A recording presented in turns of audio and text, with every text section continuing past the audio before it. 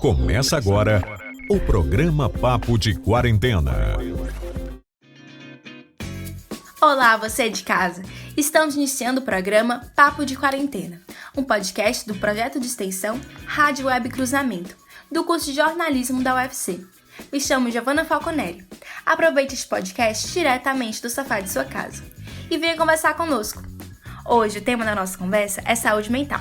Afinal, no momento em que estamos vivendo de distanciamento e isolamento social, onde nossos amigos, entes queridos e rotinas, nossa mente em solidão, cede espaço para sentimentos ruins, desde ansiedade até pânico. E como lidar com tudo isso? Como sobreviver à quarentena, mantendo sua sanidade e autocontrole tão bem quanto antes? Para responder a essas e a outras questões, além dos depoimentos de alguns convidados, trouxemos 2 profissionais da área para nos ajudar durante o programa. Chamamos a psicóloga Cristina Maia, graduada pela Universidade de Fortaleza, que segue a abordagem da psicologia clínica para nos ajudar a responder algumas questões sobre a saúde mental, em tempos que a incerteza e o medo são recorrentes em nosso cotidiano. Olá, Cristina! O Ministério da Saúde tem emitido orientações aos psicólogos sobre saúde mental neste período de isolamento social e combate a uma pandemia? Bem, eu percebo que, por exemplo, nesse momento de pandemia, o Ministério da Saúde, ele está mais focado na diminuição da proliferação do vírus, no tratamento da doença e no aumento do número de leitos no sistema de saúde. E essa questão da saúde mental está mais ligado ao Conselho Federal e Regional de Psicologia. Por exemplo, passando formações para os psicólogos que estão em atendimento em hospitais, desburocratizando os atendimentos online dos psicólogos. Então, está mais voltado para esse aspecto. A saúde mental em si, o Ministério da Saúde não tem dado especificamente nenhum foco nisso, nesse momento. E aí eu acho que nesse momento o Conselho é que está partindo para passar algumas informações, desburocratizar esses atendimentos online, através dos sites, tem entrevistas, tem artigos que eles têm passado, e isso tudo ajuda aos psicólogos nos seus atendimentos nesse período. Sobre os idosos e os outros grupos de risco, como diabéticos, hipertensos, portadores de doenças crônicas ou com histórico de problemas respiratórios, existem recomendações específicas sobre os cuidados que as pessoas devem ter com sua saúde mental neste período?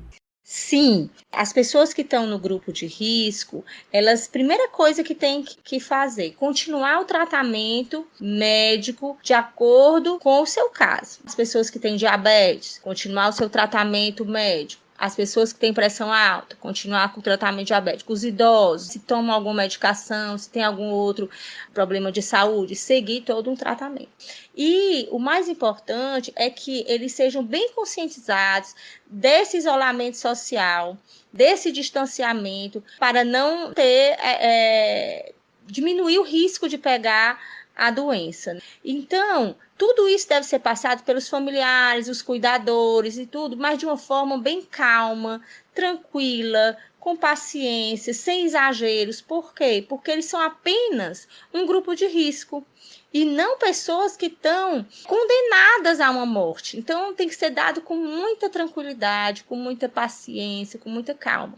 Então, esse é o cuidado que se deve ter para que essas pessoas do grupo de risco mantenham-se com saúde, tranquilidade e paz nesse período de pandemia. E os pacientes com quadros pré-existentes de ansiedade, depressão e outros transtornos mentais, como devem prosseguir com seus tratamentos em meio à quarentena? As pessoas que já têm diagnosticado o processo de ansiedade, depressão, elas devem continuar principalmente o seu tratamento médico, medicamentoso e também o tratamento clínico, terapêutico. Então, hoje em dia, a gente tem muitas formas de continuar esses tratamentos de forma virtual. Hoje existem os médicos utilizam plataformas online de atendimento, os psicólogos também têm sido autorizados a fazer esse tipo de atendimento online. Nesse período de pandemia, ou já antes já existia essa possibilidade. Então, assim, o mais importante é não parar esse atendimento e cuidar desse processo de ansiedade e depressão nesse período que é tão pesado para quem já tem esse problema, essa dificuldade, esse transtorno. No caso dos claustrofóbicos ou indivíduos que apresentam TOC, quais as melhores indicações para que não venham a desenvolver outros quadros, como o de ansiedade, por exemplo?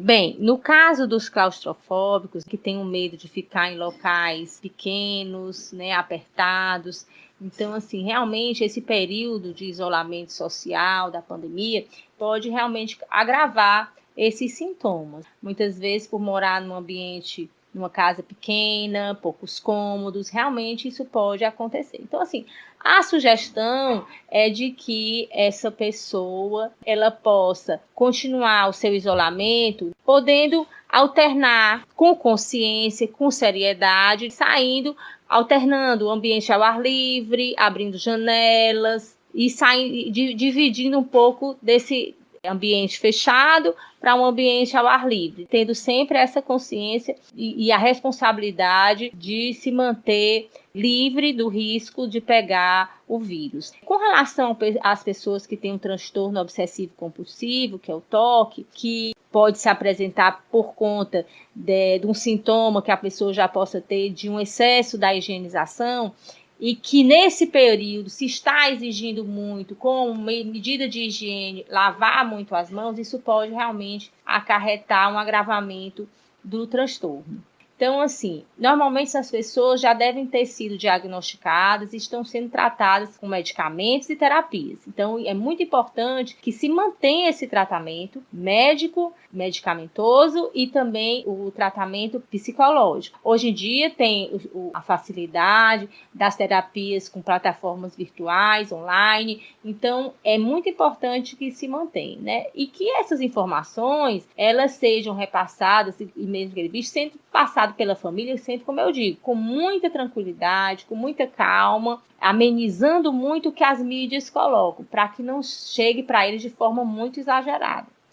Como a senhora recomendaria que as pessoas montassem sua rotina diária atualmente, visando driblar o sentimento de invalidez ou tédio que podem despertar tantas aflições?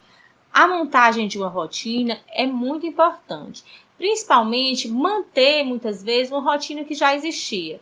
Por exemplo, hoje em dia, as crianças estão sem ir para a escola. Então, as escolas estão enviando atividades diárias em plataformas online.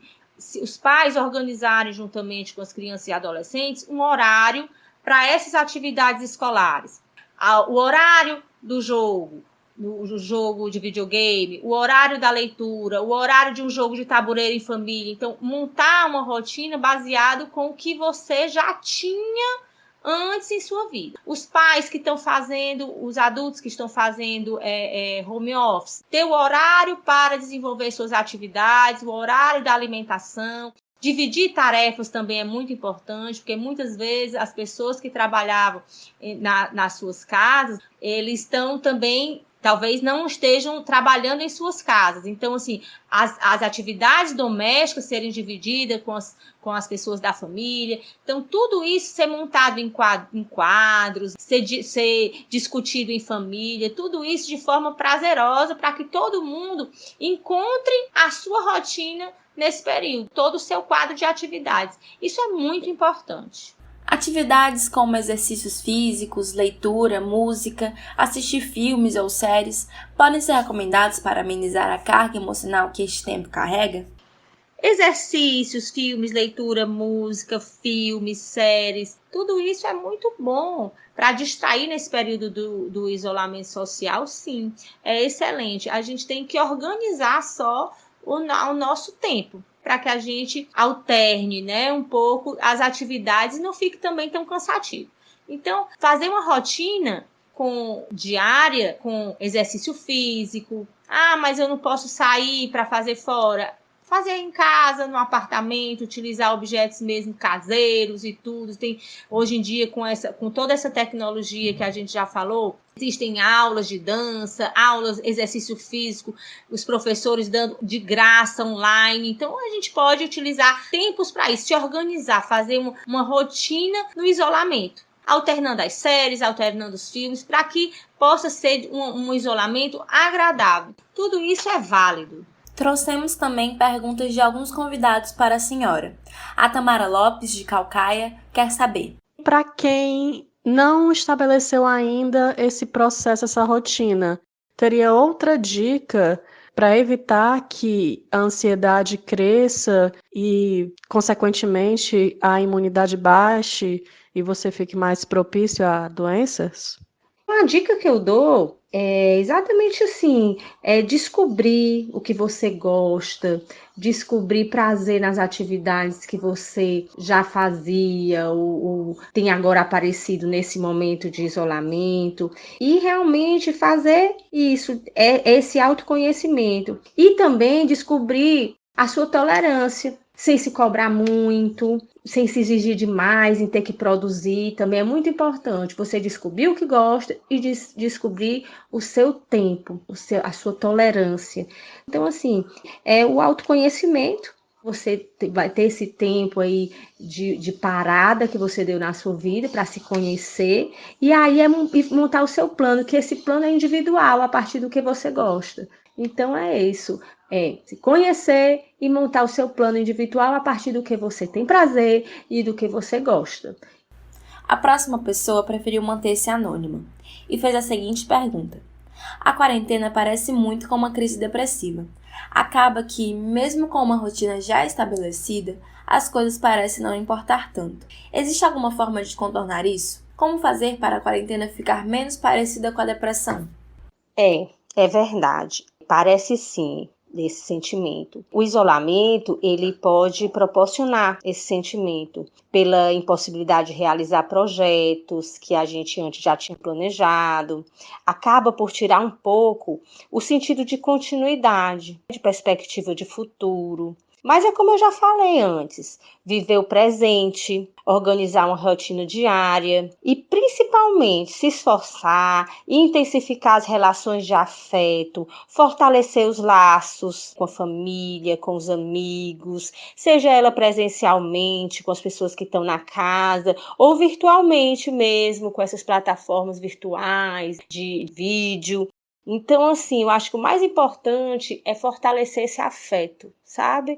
Que agora a gente vai ter mais contato com as pessoas da casa, quem tem filho, realizar atividades com filho, de escola, brincadeira, né? Oferecendo alguma coisa. Quem tem pai, se solidarizando, fazendo compras e levando para a portaria. Então, assim, isso tudo vai dar um sentido, vai dar mais sentido à pessoa nesse momento. Diminuindo, então, assim, a solidão. Nosso colega Bergson Araújo, estudante do curso de jornalismo da UFC, também perguntou: o que eu queria saber era maneiras de não abrir mão totalmente das redes sociais, mas formas de dosar para que isso não afete tanto a minha saúde mental nesse momento que já é tão propício para a gente desenvolver esses tipos de problema. Eu acho que o segredo é dosar, manter o equilíbrio das atividades que vão exigir a sua presença física e as redes sociais, tentando dividir as duas coisas para não dar esse sentido de exagero, de inutilidade. Usar as redes sociais é muito bom e tem várias coisas dentro dela que vai nos preencher, né? Não ficando somente nas notícias ruins, que vai aumentar só as nossas angústias, mas tem várias coisas, se conectar com os amigos, conversar virtualmente. Então, assim, o equilíbrio do que você vai exigir a sua presença e o que você vai usar nas redes sociais, que evitando esse sentimento de inutilidade, de angústia, né? Eu acho que é um plano individual também, aí você se conhecer e montar esse plano dentro do seu dia, descobrindo o que você tem que fazer, do que você gosta, mesmo que você não gosta, colocar no horário que aquilo ali para você também faça sentido. Eu acho que é por aí, dosar e manter esse equilíbrio das atividades. É o que vai dar um bom sentido e um sentimento agradável ao final do dia, que fica até longo se você não souber dosar e manter esse equilíbrio. Para encerrar, a pergunta do Pedro Vitor, estagiário de jornalismo. Uma coisa que eu me questiono muito é como a gente consegue levar um diálogo, uma certa consegue conversar com pessoas que não estão levando isolamento social tão a sério assim, ou que estão querendo flexibilizar algumas coisas, achar que não, se eu sair um pouquinho aqui, tá tudo bem. A gente vê pessoas nas redes sociais se reunindo com amigos e isso não é isolamento, a gente sabe. E aí, como que você lida com isso? Com pessoas que estão próximas a você, da sua família, muitas vezes, como que você consegue melhorar esse ponto? Com relação ao outro, né, de ver que as outras pessoas não estejam talvez seguindo as normas e tudo, e isso te preocupa, é fazer a sua parte, dando exemplo. A gente tem tantas informações, então cada um, se fizer a sua parte, né, e dando também o exemplo, acaba que as outras pessoas vão pensando. E a gente tem essa possibilidade de ensinar, de dar exemplo. E vamos viver o presente. Eu acho que o mais importante também é esse viver cada dia um dia. Muito obrigada por ter tirado nossas dúvidas. Foi um prazer tê-la conosco hoje. Fiquem agora com a Vitória, no quadro de Dicas Culturais do programa de hoje. Confiram aí.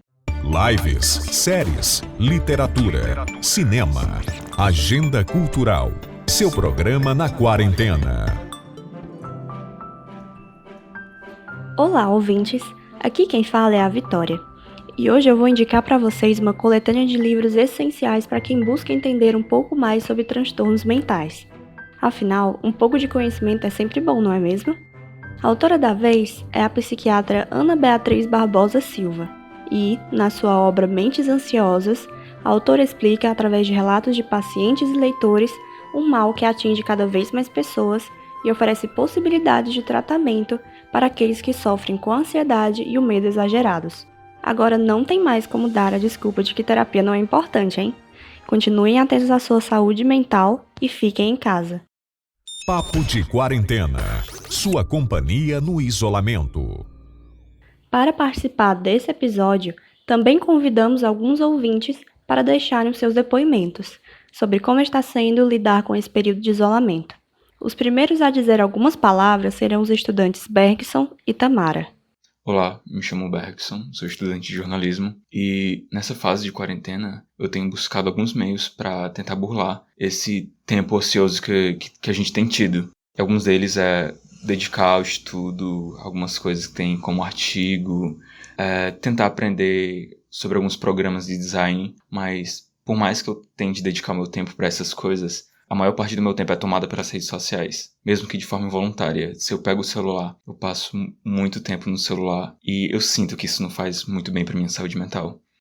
Oi, eu sou Tamara Lopes e durante esse período de quarentena consegui fazer com que a ansiedade não tomasse conta do meu dia a dia.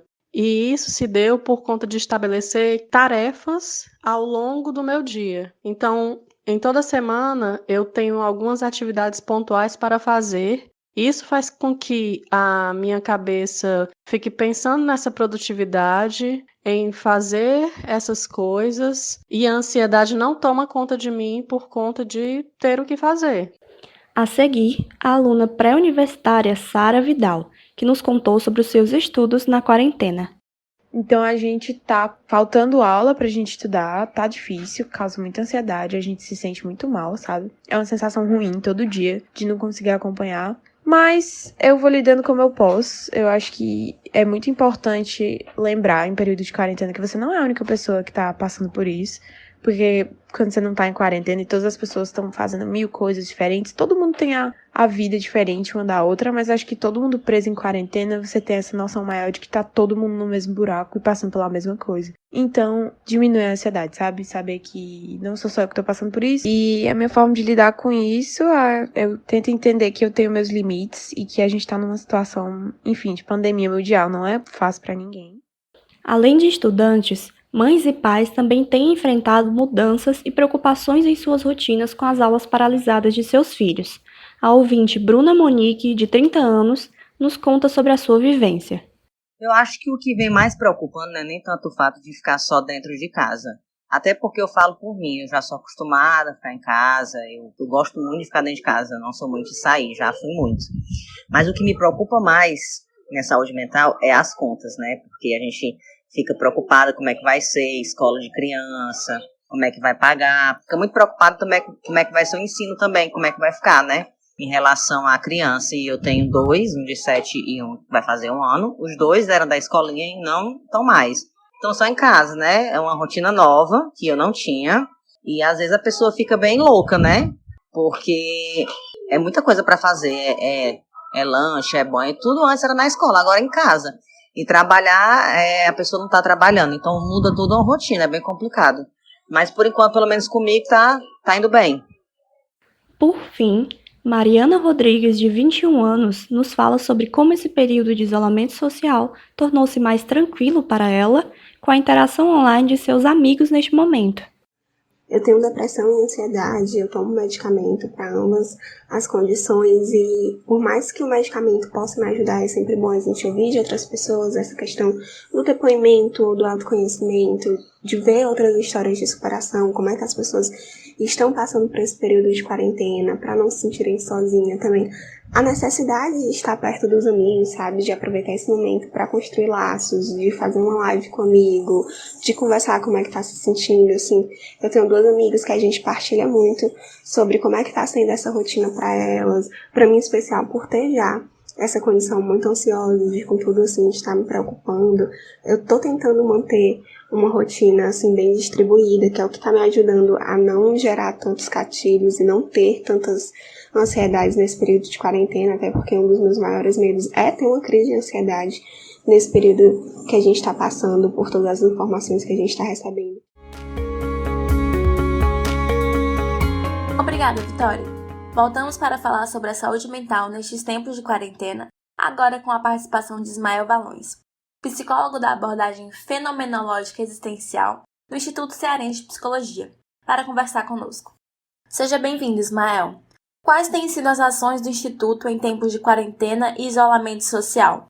Uma das principais ações que nós estamos tomando é informativo, né? É trazer informação para os nossos pacientes, para as pessoas que a gente tem contato, né? Inicialmente, a gente trouxe as informações relativas ao atendimento online, explicando para as pessoas qual era a importância, que ele tinha um funcionamento, que ele tinha uma eficácia, e aí tentar quebrar um pouquinho esse tabu que acabou sendo para a gente, né? O atendimento online.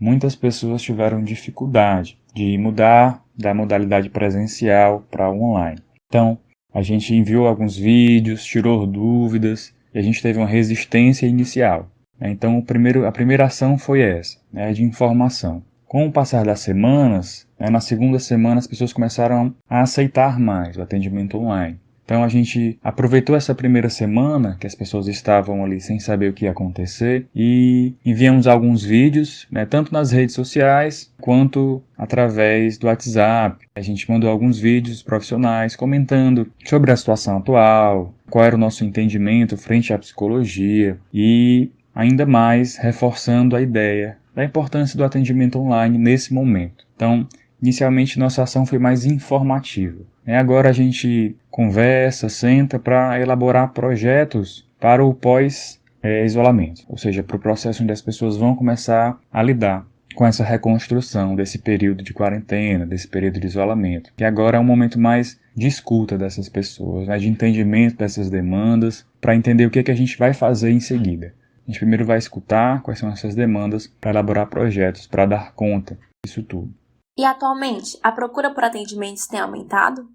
Inicialmente, nós tivemos uma baixa de atendimentos. As pessoas ainda entendiam que seria um processo rápido, talvez de 1 semana ou 2, e suspenderam os atendimentos, aguardando passar essa fase mais crítica, que a gente entendia que era no começo. Quando a gente percebeu que esse período ia ser mais longo, que esse isolamento ia demorar um pouquinho mais, a gente teve um aumento da procura, principalmente dos atendimentos online. Então, a gente teve um certo cuidado, porque os atendimentos online, para serem iniciados sem que a gente tenha um contato presencial, ele envolve diversas questões, né? Diversos cuidados.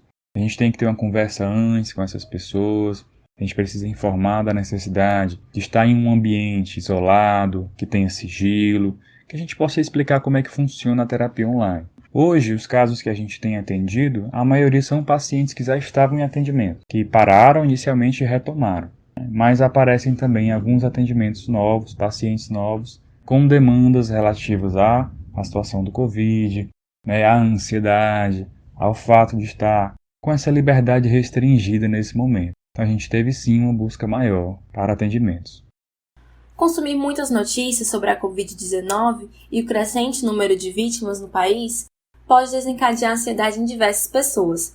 Qual seria a melhor maneira de manter-se informado, zelando por nossa saúde psicológica atualmente?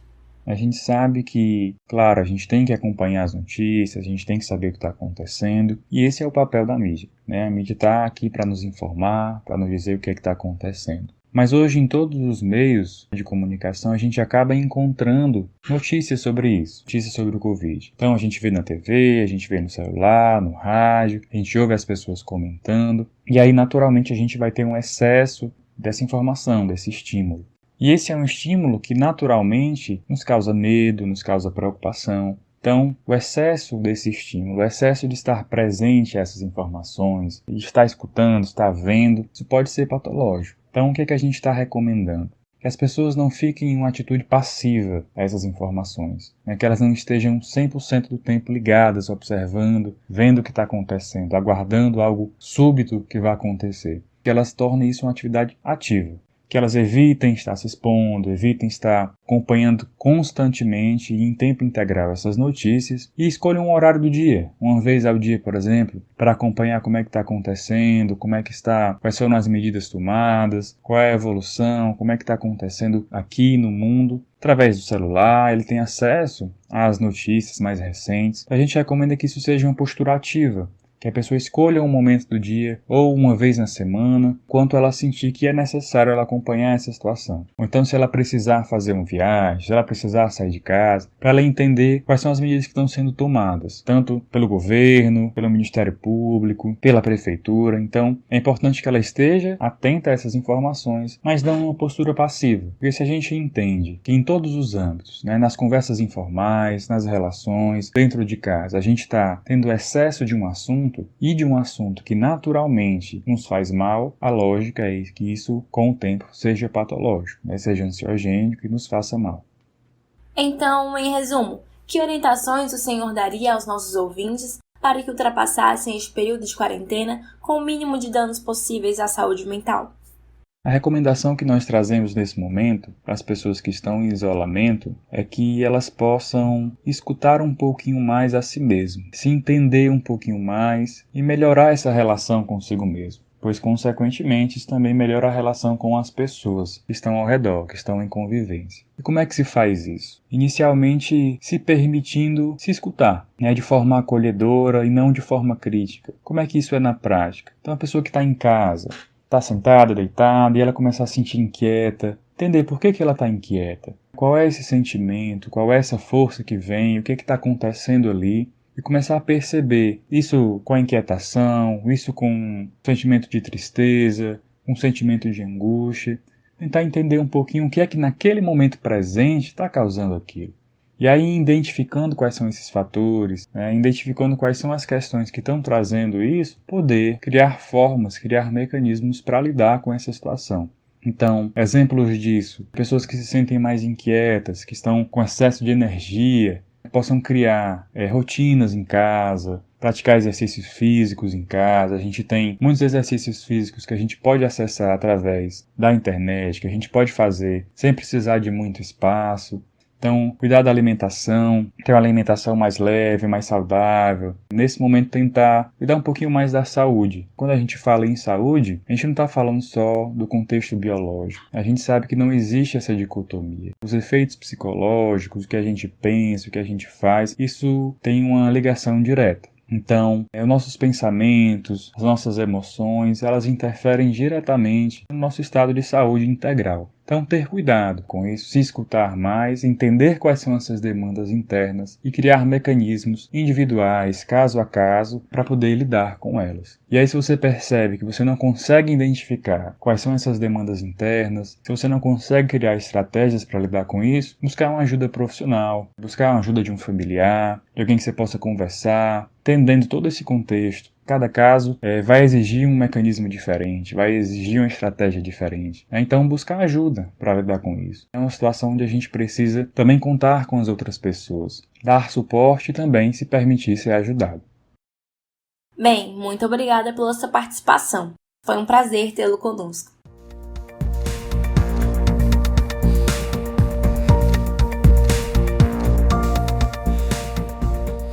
Esse foi o primeiro episódio de Papo de Quarentena.